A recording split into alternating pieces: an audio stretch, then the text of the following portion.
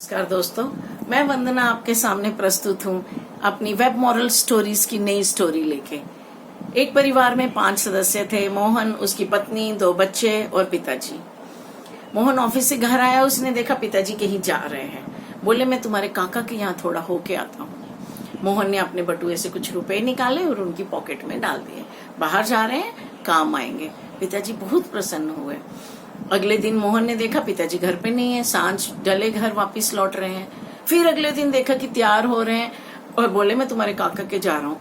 मोहन को लगा कि काका को क्या प्रॉब्लम है जो पिताजी रोज काका के यहाँ जा रहे हैं। चलो मैं भी उनकी हेल्प के लिए चलता हूँ। तो पिताजी आगे बढ़ चुके थे, मोहन पीछे पीछे गया और देखा कि पिताजी तो काका के घर की तरफ मुड़े ही नहीं, वो तो सीधे चलते जा रहे हैं। उसने देखा कि वो स्टेशन की तरफ मुड़ गए।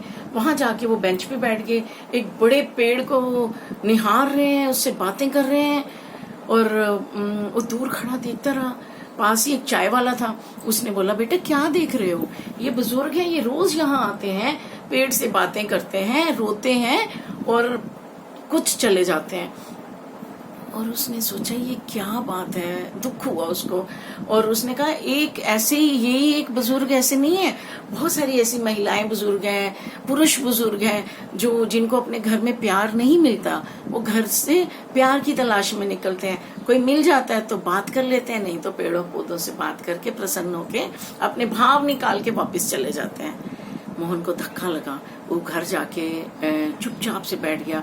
उसने नोटिस किया कि उसकी पत्नी बच्चे पिताजी से सच में बात नहीं करते हैं।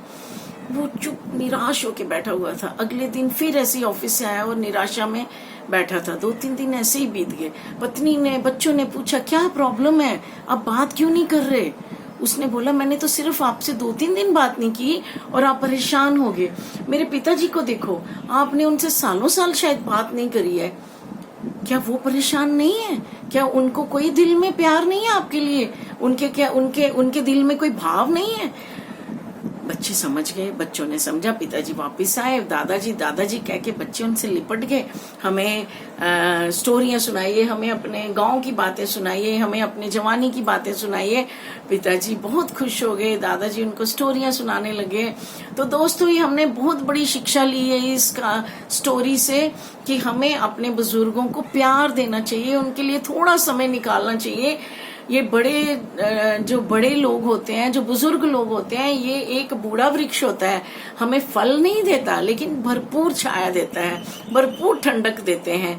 तो इसलिए दोस्तों, कल हमने भी बूढ़े होना है और कल हमारा भी टर्न आएगा उसी जगह। अगर हमारे घर के संस्कार ऐसे होंगे कि हमारे बच्चे, हम बड़ों की सेवा कर रहे हैं, आदर सत्कार कर रहे हैं, तो कल को ये हमें भी मिलेगा, क्योंकि घर के ही संस्कार ऐसे हैं, जो बच्चे देखेंगे वो ही करेंगे। तो दोस्तों, आइए हम अपने बूढ़ों की सेवा, इज्जत सत्कार करें और हमारे भारतीय संस्कृति को मजबूत बनाएं। वृद्ध आश्रम ना खुलें, वो अपने घरों में ही उनको प्यार मिले। हमारे भारत की यही धरोहर है, प्यार, सेवा, सत्कार। नमस्कार दोस्तों, फिर मिलेंगे। जय हिंद,